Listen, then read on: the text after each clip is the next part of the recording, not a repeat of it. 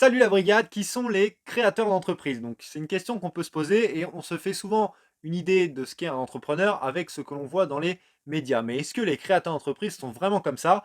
Pour le vérifier, on va regarder les chiffres de la création d'entreprise, les chiffres sur les créateurs d'entreprise et également les motivations et les freins qu'ils ont à créer. Donc pour plus de clarté, je vous fais une vidéo aujourd'hui avec une présentation. Alors, on va commencer donc avec les chiffres. Donc évidemment, moi, les chiffres que je vous donne, hein, c'est des chiffres de 2018. Alors là, on est en octobre 2019 quand je tourne cette vidéo, donc on ne peut pas encore avoir les chiffres de 2019 parce que c'est toujours les chiffres de l'année précédente. Donc les chiffres de 2019, ils seront accessibles à partir de, en général, c'est février-mars. Donc là, ça sera février-mars 2020. Voilà, donc peut-être que je referai une vidéo avec les chiffres mis à jour de 2019, mais pour l'instant, on va prendre ceux de 2018, c'est déjà très intéressant. Donc à chaque fois, vous avez les sources des chiffres en haut à droite. Donc là, pour le coup, c'est l'INSEE pour la première slide.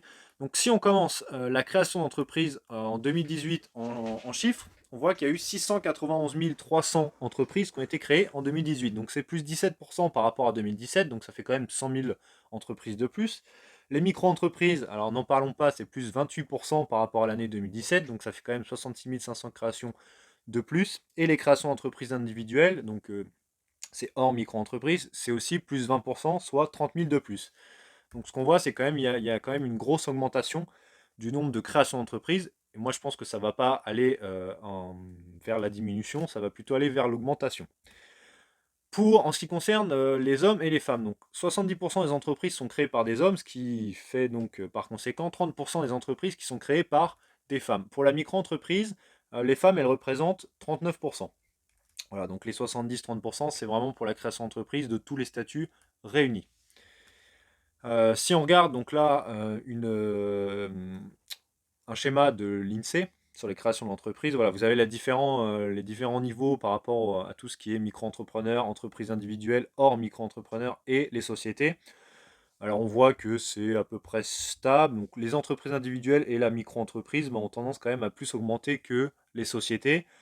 Bon, ce qui est pas, ce qui est assez logique, hein, parce qu'on a vu aussi que le statut de micro-entrepreneur, il était très utilisé pour beaucoup de sociétés, bon, et notamment les sociétés de livraison, ce genre de choses. Je ne citerai pas de nom, mais voilà, vous voyez très bien de quelle société je parle. Oui, les sociétés de chauffeurs aussi, en général, il faut être micro-entrepreneur. Voilà, donc c'est assez logique qu'on ait des cours comme ça qui soient représentés comme ça. La répartition des sociétés créées par forme juridique. Alors là, c'est aussi intéressant. On voit que ce qui grandit, enfin en tout cas ce qui augmente le plus, c'est vraiment les SAS à associés uniques ou unipersonnels. Voilà, donc c'est vraiment encore une fois, ça montre bien que c'est les entreprises avec une personne qui sont le plus créées depuis quelques années. Voilà. Si on regarde la création d'entreprise par secteur d'activité, alors moi je trouvais ça intéressant de vous parler, de vous montrer en tout cas les secteurs d'activité. Alors chaque fois ce que je vous ai fait, c'est que je vous ai mis le secteur. Bon, je vous ai résumé le tableau, hein, parce que si vous allez sur l'INSEE, vous allez voir que le tableau il est beaucoup plus complexe que ça. Moi j'ai essayé de garder vraiment les informations principales. Et on voit que le nombre de créations en 2018, donc là, je vous montre pardon, le nombre de créations en 2018, donc c'est en milliers à chaque fois, et l'évolution de 2018 par rapport à 2017. Voilà, donc à chaque fois, vous pourrez regarder en détail, hein, je ne pense pas que ça soit là très intéressant, parce qu'en fait, vous pouvez récupérer cette présentation dans la description, je reviendrai à la fin dessus. Voilà, mais à chaque fois, vous avez le nombre d'entreprises et l'évolution. Donc on voit que la plus grosse évolution, bah, voilà, ce que je vous disais, c'est au niveau du transport et entreposage, hein, où on a quand même 68% de plus. Voilà, donc c'est pas étonnant, encore une fois, c'est parce qu'on a des sociétés qui recrutent beaucoup de micro-entrepreneurs pour faire du transport. La création d'entreprises, toujours 2018 en chiffres. Alors, un chiffre qui est très intéressant, c'est que 63% des entrepreneurs créent une entreprise qui correspond à leur métier de base. Donc voilà, donc c'est un chiffre qui montre quand même que bon, on crée une entreprise certes, mais on ne va pas créer une entreprise dans un domaine qu'on ne connaît pas du tout. En tout cas, pour 63%, voilà, on va plutôt aller vers quelque chose qu'on connaît, et ce qui est assez logique. 80% des entreprises qui sont créées, elles le sont sans salariés, donc Si on compte pas les micro-entreprises dans ce chiffre-là, ce taux il passe à 94%. Et donc évidemment, hein, c'est logique. Donc ça veut dire qu'on a 20% des entreprises qui sont créées avec des salariés. Voilà, donc ça c'est pareil, en général quand on crée une entreprise, voilà, on n'a pas forcément beaucoup de moyens et on sait que eh ben, la charge salariale et le fait d'avoir des salariés, bah, ça coûte de l'argent. Donc au départ, bah, on est souvent tout seul quand on crée sa société. Le niveau de formation des entrepreneurs maintenant. Donc ça, c'est aussi des chiffres qui sont assez intéressants. euh, Tout simplement parce qu'on voit qu'il y a différents. Enfin, en fait, il n'y a pas forcément que des niveaux, que le même niveau en tout cas qui est représenté. Donc il y a 12% qui ont aucun diplôme, ce qui est quand même un chiffre assez conséquent. Donc on pourrait se dire, oui, ceux qui n'ont pas de diplôme, bah voilà, la création d'entreprise, c'est réservé à des gens qui ont des masters ou qui ont fait des études d'entrepreneuriat. Et ben non, pas du tout. L'entrepreneuriat, c'est pas réservé à une élite. Enfin, tout le monde peut devenir entrepreneur. Voilà, tout le monde n'est pas fait pour être entrepreneur, mais en tout cas, tout le monde peut le devenir. Tout ce qui est bac pro, BEP, CAP, bah, c'est quand même 46%. Donc voilà, ça montre encore une fois que c'est pas les grandes écoles qui créent le plus. Après, voilà, ça va être les métiers du bâtiment et ce genre de choses bah, qui sont aussi représentés. Et c'est des gros créateurs d'entreprises hein, en France et dans le monde aussi d'ailleurs. Tout ce qui est diplôme technique, ça représente 12%. Et après, tout ce qui est diplôme de 2 3e cycle ou grandes écoles, voilà, donc c'est les bac plus 2, bac plus 3, licence, bac plus 4, bac plus 5, on est à 30%. Voilà, donc si on regarde ensuite le profil des créateurs d'entreprise. Le profil des créateurs d'entreprise, bah, 33% des créateurs, ils étaient au chômage avant de créer. Bah, c'est vrai que ça, c'est quelque chose qui est assez fait en général, c'est que la plupart des personnes bah, sont salariées et vont profiter de leurs 2 ans de chômage, s'ils peuvent avoir les 2 ans, ce qui est la durée maximum, pour pouvoir créer leur entreprise. Il y a 19% qui conservent une activité quand même rémunérée en parallèle de leur création. Alors bah ça évidemment, hein, moi comme je vous le dis des fois dans certaines vidéos, c'est que c'est pas interdit de commencer à réfléchir à sa création d'entreprise en parallèle de son statut salarié. Et d'ailleurs, ça peut être une très bonne chose à faire, tout simplement parce que ça permet de, quand vous vous lancez en fait réellement dans l'activité, bah, d'avoir déjà pas mal réfléchir et d'avoir avancé sur des questions qui rapportent pas de l'argent entre guillemets. Il y a 19% qui font appel à une structure dédiée à la création d'entreprise, ce qui n'est pas énorme. On pourrait croire que c'est plus. En tout cas, moi personnellement, je pensais que c'était plus, mais non. Et 19% montent leur projet tout seul. Alors là, on peut se dire, bah ouais, 19%, 19%, il manque des chiffres que les autres, on ne sait pas trop, ou ils n'arrivent pas à faire le calcul. Bon, bref. En tout cas, c'est les chiffres qu'on a, donc c'est toujours intéressant d'avoir ça. L'âge des entrepreneurs. Alors ça aussi, c'est une donnée qui est plutôt cool. L'âge moyen, il est de 38 ans. Moins de 25 ans, on a alors, moins de 25 ans, on est à 5%. Il ne faut pas se tromper entre les bleus, c'est pour ça que j'ai eu une petite hésitation. À chaque fois, c'est dans l'ordre logique, c'est-à-dire que vous avez bleu, vert, le jaune, donc vous voyez, ça commence à 5, 14, 15%. Voilà, donc les 50 ans et plus, c'est 20%, et les moins de 25%, c'est 5%. Donc moins de 25 ans, bah oui, 5% qui créent leur entreprise. Bon, c'est assez logique, hein, il y en a beaucoup qui osent pas, puis ils se disent, je vais commencer à déjà avoir un premier job pour pouvoir me former au monde professionnel, et puis après, on verra pour créer mon entreprise. Entre 25 et 30 ans, bah là on est à 14%. Donc là, peut-être on a beaucoup de jeunes qui se rendent compte que bah, l'entreprise, c'est sympa, mais je préfère créer mon entreprise et travailler pour moi.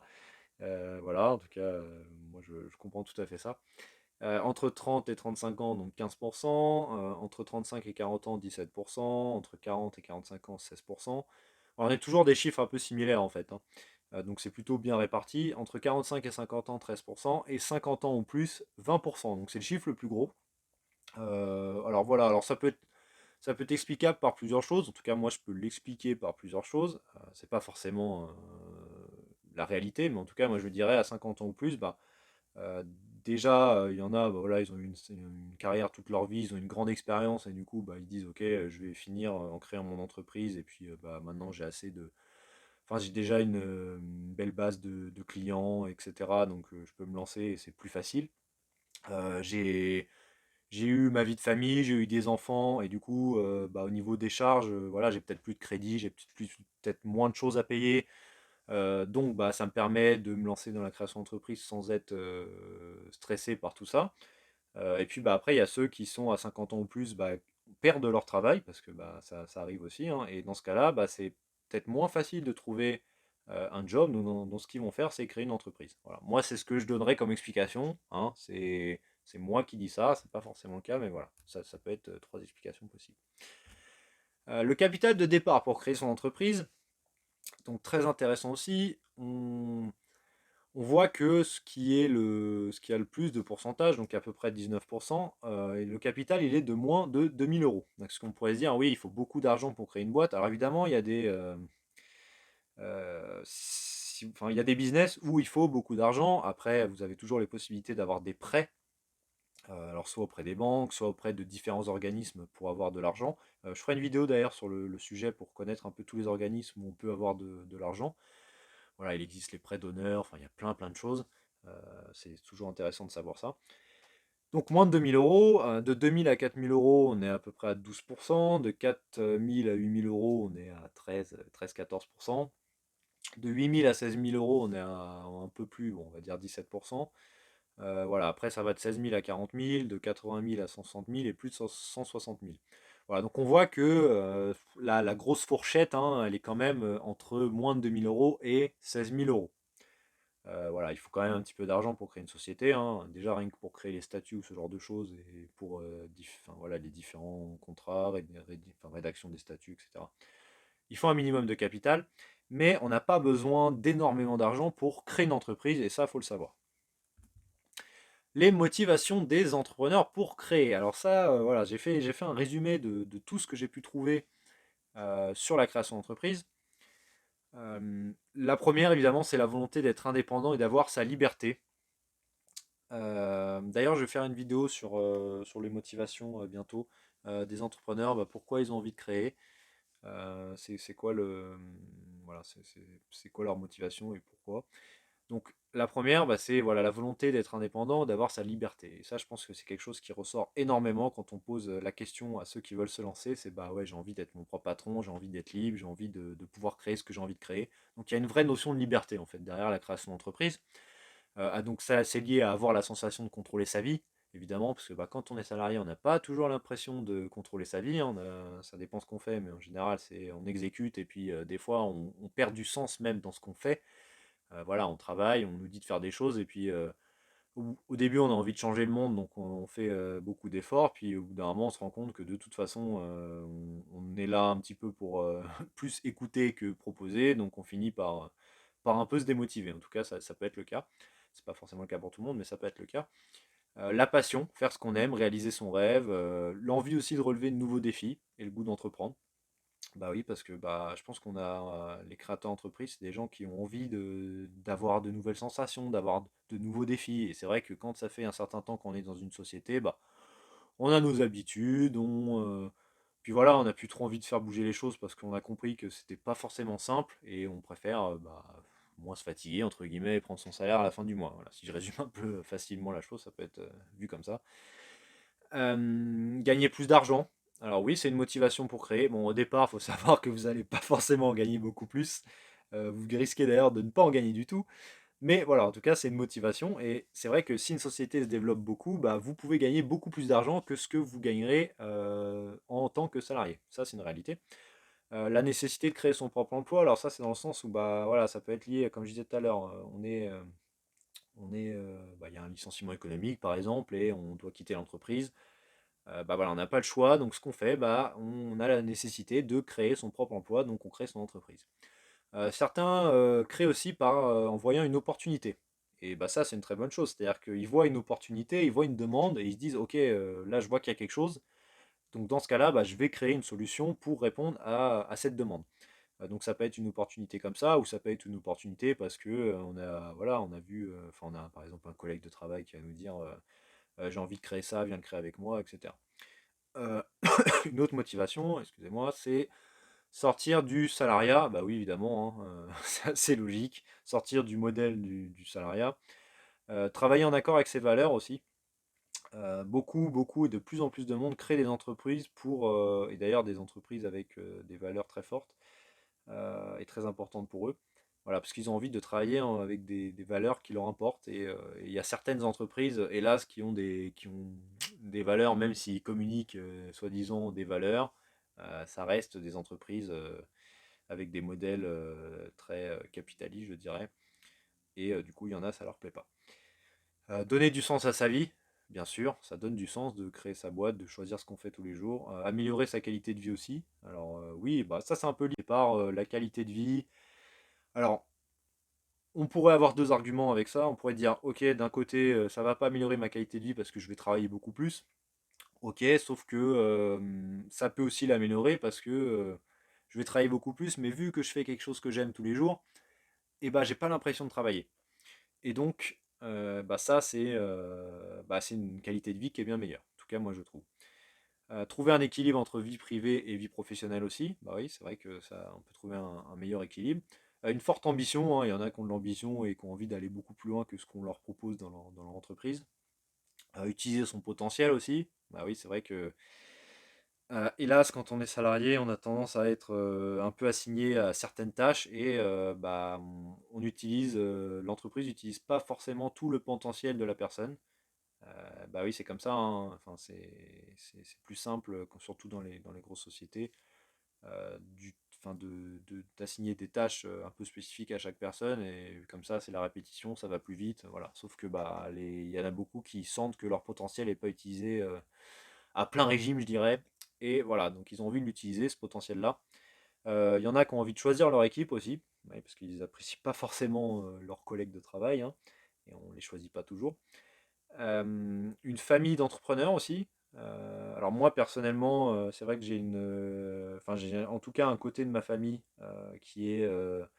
c'est que des entrepreneurs, donc c'est que des personnes qui ont créé des restaurants, qui ont des sociétés, voilà. Donc moi j'ai toujours un peu baigné dans ce monde-là, et c'est vrai que, en tout cas de ce côté-là de ma famille, parce que j'ai vraiment les deux côtés en plus, donc c'est intéressant. Et donc bah il y en a, ça leur paraît tout à fait normal parce qu'ils voient leur famille qui crée leur entreprise, et c'est logique de le faire. Et après, bah, ça peut être aussi une idée nouvelle de produit, de service ou marché qui donne envie de créer son entreprise. Alors, les principales difficultés rencontrées par les créateurs, la première difficulté qui ressort, vous en doutez un petit peu, je pense, c'est l'administration. Voilà, c'est le fait de créer son entreprise, les différentes démarches, etc. Alors, bon, on peut dire que c'est difficile, mais encore une fois, si vous avez vraiment envie de créer, c'est pas ça qui va vous arrêter, hein, clairement. Ça peut être trouver un financement aussi. Oui, ça c'est quelque chose qui n'est pas forcément simple. Donc pour ceux qui ont besoin de financement, voilà, ça peut être une étape.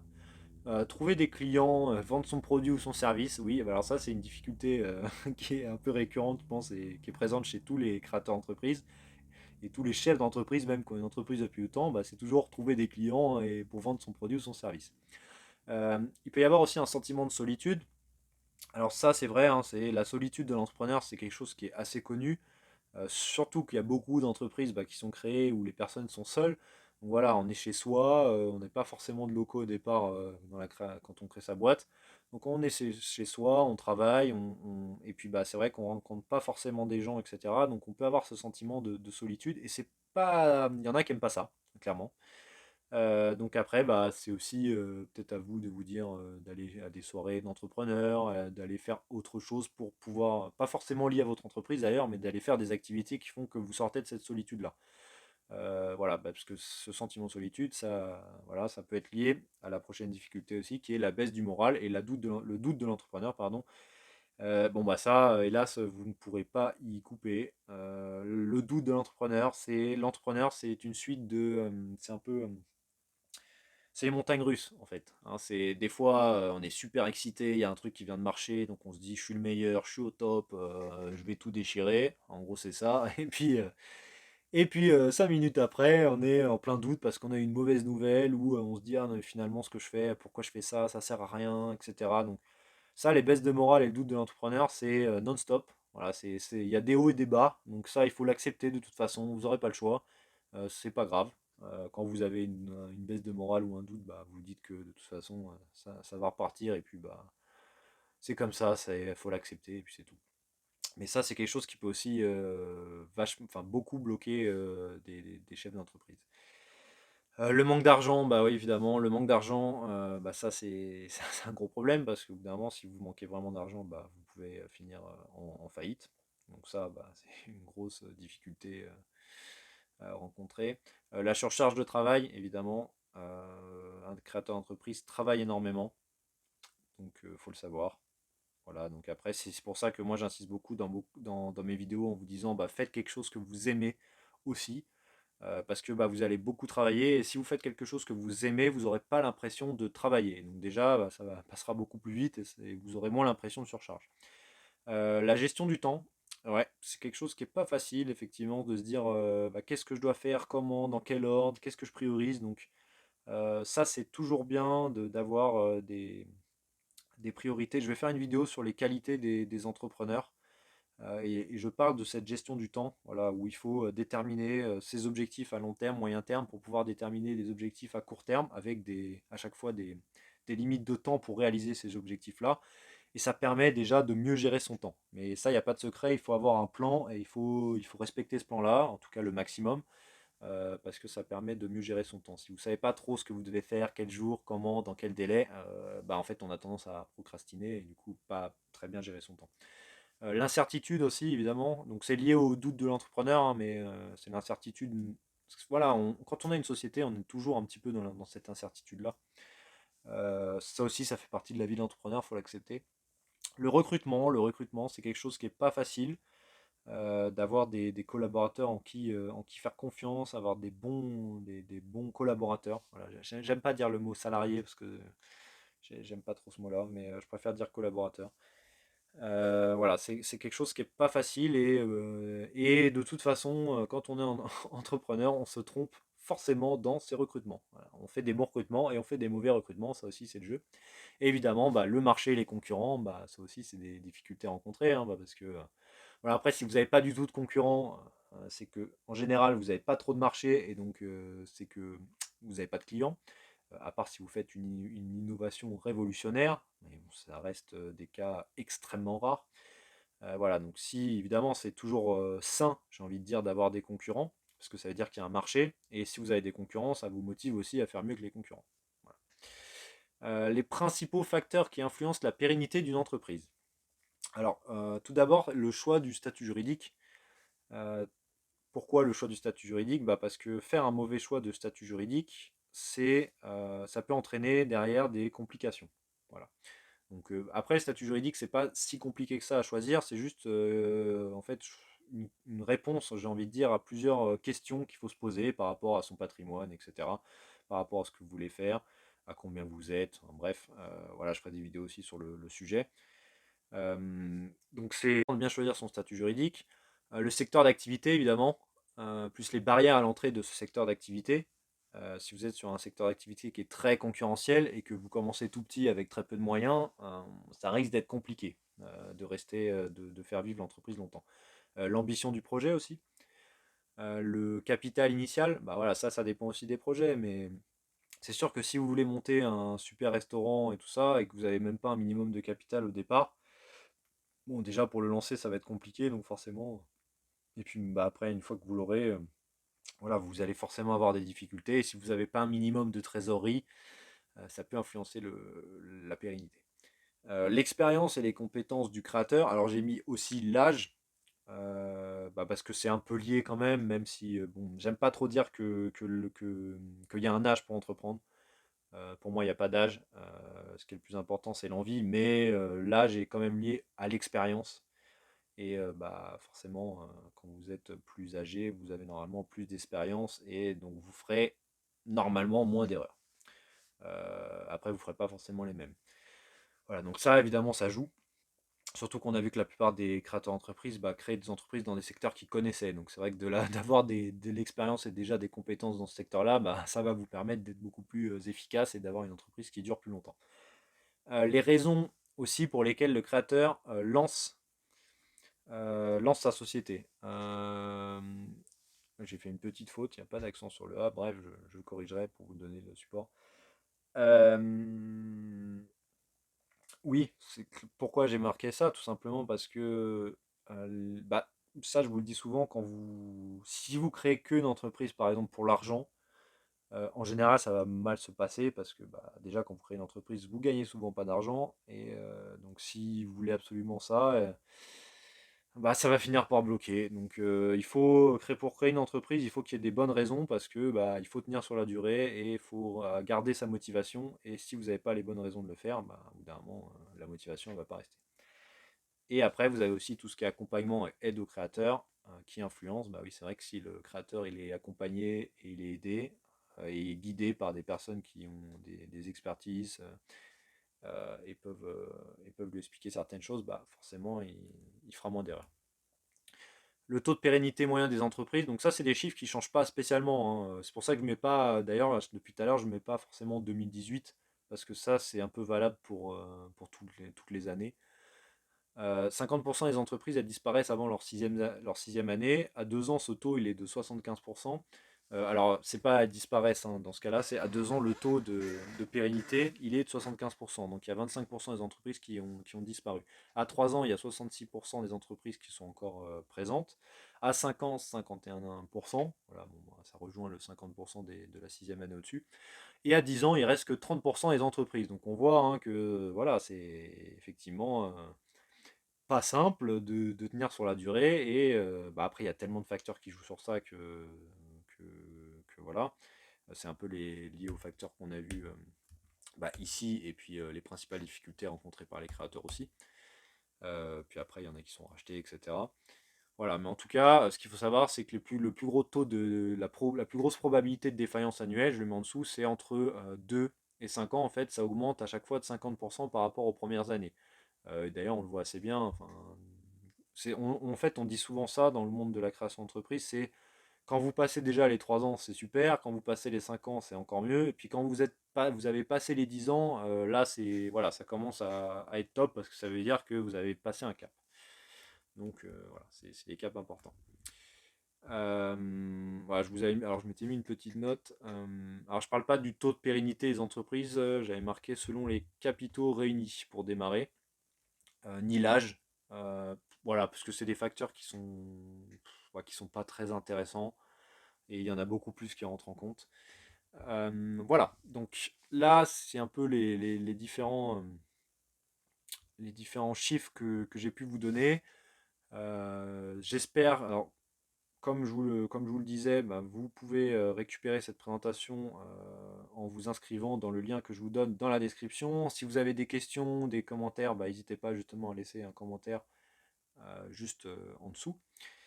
Si vous avez besoin d'accompagnement sur la création de votre entreprise et notamment sur tout ce qui est stratégie digitale, donc création de site, acquisition sur le digital, bah, vous avez mon mail dans la description. Et puis bah, moi, comme d'habitude, je vous dis à la prochaine pour une nouvelle vidéo. Salut!